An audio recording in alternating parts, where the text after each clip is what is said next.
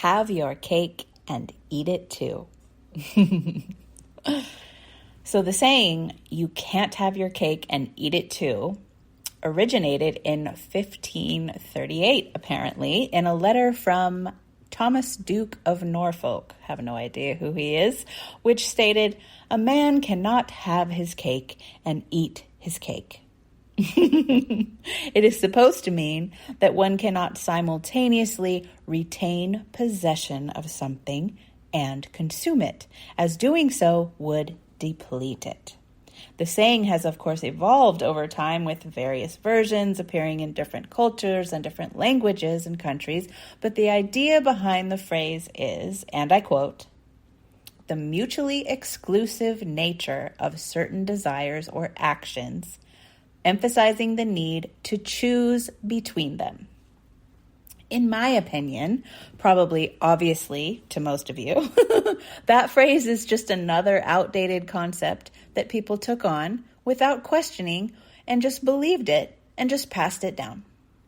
This idea that essentially you have to choose and that you can't have it all. This phrase is based on the perception that certain things are just the way they are.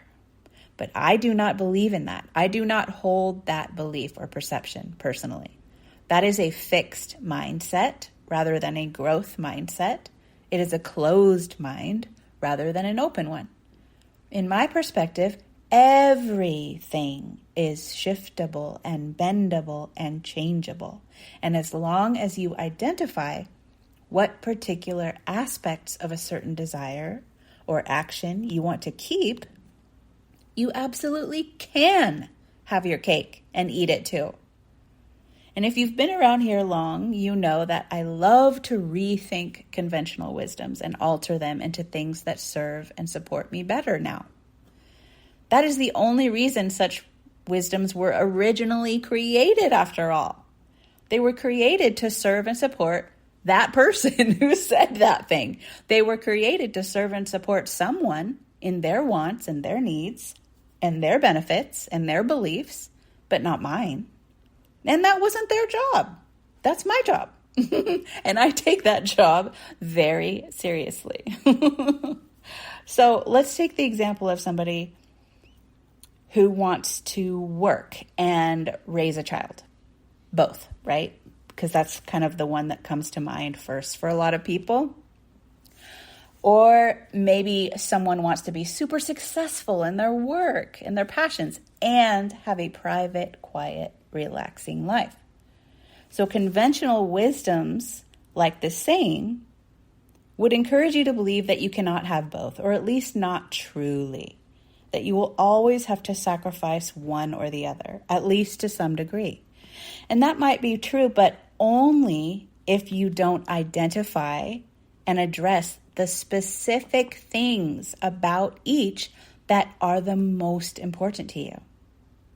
So, for example, if I value having a family and having quality time with my family and connecting deeply or with lightness and joy with my family and my child, and I also value my personal ambitions and my passions, then I can find support for the times that I am not there with my child, support that I feel good about, so that I can more fully and presently and joyously be there with my child in those quality time moments that I have set up and have been able to set up more of because of myself, allowing myself to follow my passions to create my success. I'm able to do that because of that, not in spite of it. So if I identify what's most important, there's always solutions that are going to present themselves.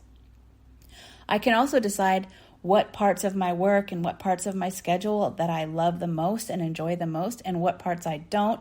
And then I can make arrangements for that and create compatible situations over time that allow me to get the best of both worlds. Obviously, sometimes it's not as easy as snapping your fingers, but when you open yourself up to the possibility, again, solutions can begin to show themselves.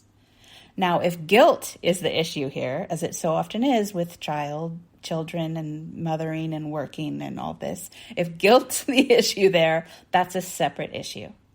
So you need to see last week's article on guilt for that one. I'll put the link in the article.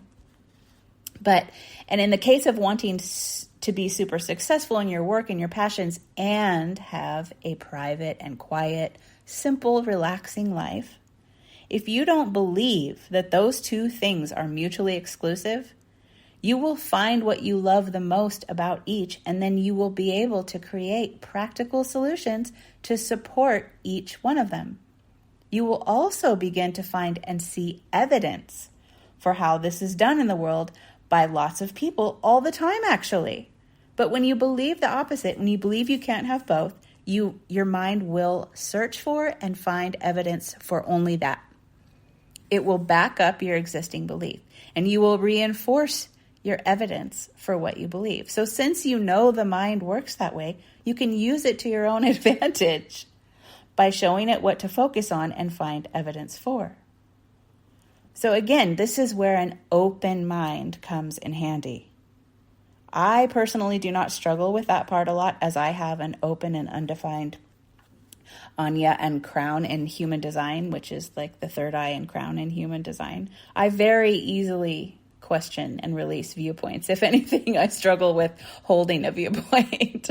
But I'd rather have that than get cemented into one view.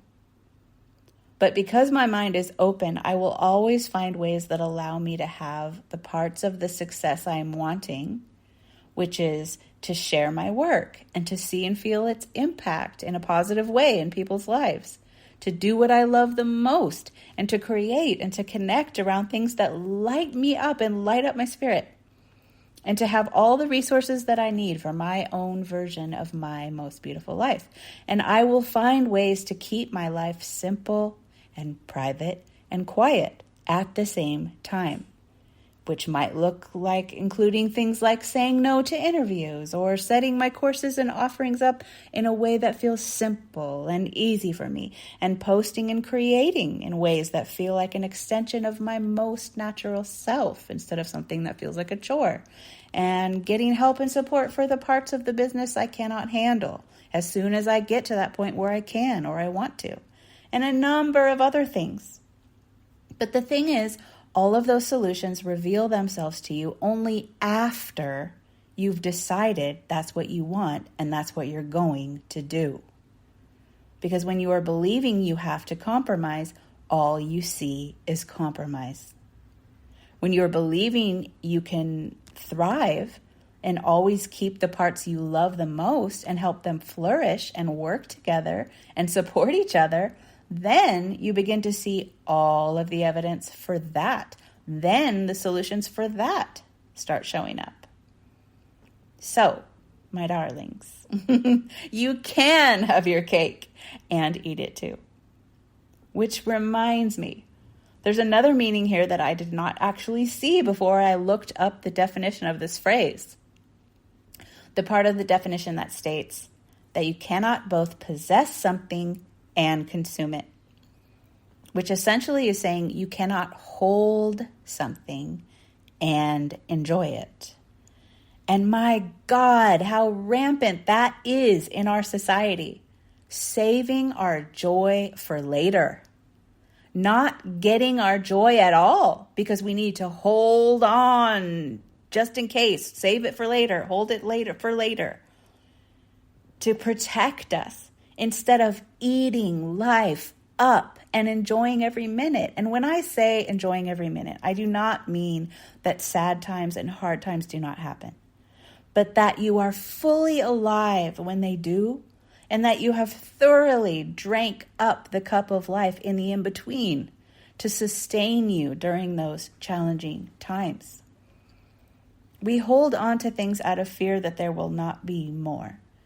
Fear of losing possession, and thus safety. As this saying points out, the saying, don't eat your cake, because you can't have your cake and eat it too. So then we don't eat our cake. We do not let ourselves enjoy, as it won't be safe to do so. As doing so would be a loss. instead of part of the process of gain, which is what it actually is. It's the process of gain, which is a repeating process. There's more cake. You can eat the cake because there's more cake. So this is tied into scarcity as well, obviously. But my goodness, that's a whole can of worms. So I'm happy to leave this particular phrase in the past and to define something new, which will eventually be outdated as well. Because that's life. That's change. And we love to see it. Change is the spice of our lives. Nothing wonderful we have would be here without change having brought it to us. So let us embrace it and let us eat cake. And if you would like to metaphorically eat cake with me, you can try a delicious bite of one of my experiential courses at sunnychapman.com/work-with-me, or one of my guided Oracle Journeys workshops or books. And I will see you next week. Bye.